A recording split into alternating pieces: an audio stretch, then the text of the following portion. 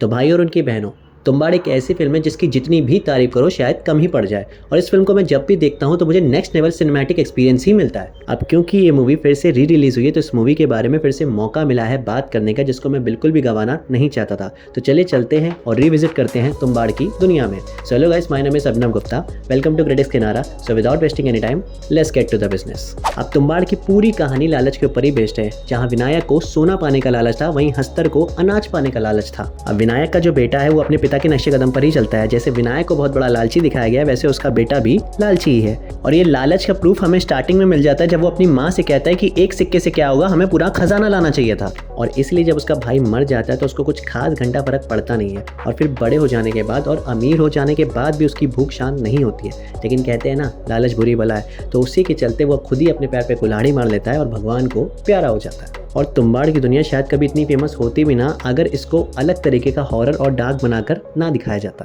और क्या आप जानते हो कि इस फिल्म में जितने भी बारिश सीक्वेंस दिखाए गए हैं वो सब कुछ प्रैक्टिकली शूट हुए हैं। और लो बजट होने के कारण मेकर्स को इस फिल्म की शूटिंग मानसून में ही करनी पड़ती थी। तो जितनी भी बारिश आप इस फिल्म में देख रहे हो वो सब एक्चुअली में असली है।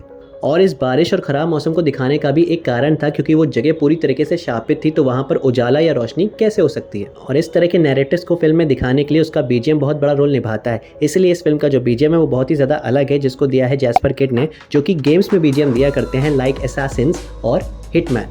अब बात करें इस फिल्म के बजट की, तो सोहम शाह ने एक इंटरव्यू में बताया था कि उन्होंने इस फिल्म को बनाने के लिए अपना घर तक बेच दिया था। इससे ये बात पता चलती कि वो फिल्म बनाने के लिए कितना ज़्यादा पैशनेट थे। लेकिन जितना बजट इस फिल्म का बताया गया तो मुझे तो लगता है उससे ज़्यादा ही पैसे खर्च हो गए होंगे, क्योंकि आप खुद ही देखिए उस टाइम के 90s का सेट, हर एक्टर्स की कॉस्ट्यूम, उनकी कार और वो वाला गेट, हर चीज़ इतनी अच्छी तरीके से रिप्रेजेंट की गई है कि उसको देखने के बाद थोड़ा सा डाउट होता है। अब फिल्म का सबसे इंपॉर्टेंट टॉपिक है महात्मा गांधी की फिलॉसफी और उनके कोट्स, जिससे फिल्म की स्टार्टिंग भी की जाती है, जिसमें लिखा होता है the world has enough for everyone's need but not for everyone's greed. और एक साइड से देखा जाए तो ये जो कोट है ये पूरी फिल्म का कॉन्सेप्ट ही बताता है। और अगर आप ध्यान से देखेंगे तो इस फिल्म के जो मेन कैरेक्टर है वो कभी भी गांधी जी की फिलॉसफी को नहीं मानते थे, क्योंकि अगर ऐसा होता तो वो उस तरीके से कभी ना मरता जिस तरीके से उसको मरते हुए दिखाया गया है। और विनायक अपने पिता का हश्र देखकर ये बात समझ जाता है, लेकिन फिर भी अपने पिता की जान की कीमत चुकाने के बाद। और एंड में विनायक जब अपने बेटे को सोने का सिक्का दे रहा होता है और वो उसको एक्सेप्ट नहीं करता है, बस उस टाइम उनके खानदान से जो लालच की चेन चली हुई आ रही थी वो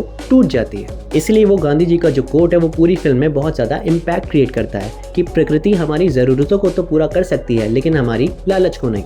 और इस फिल्म के दोबारा रिलीज़ होने के बाद इस फिल्म का जो लाइफ टाइम कलेक्शन था उसने इसको पीछे छोड़ दिया है।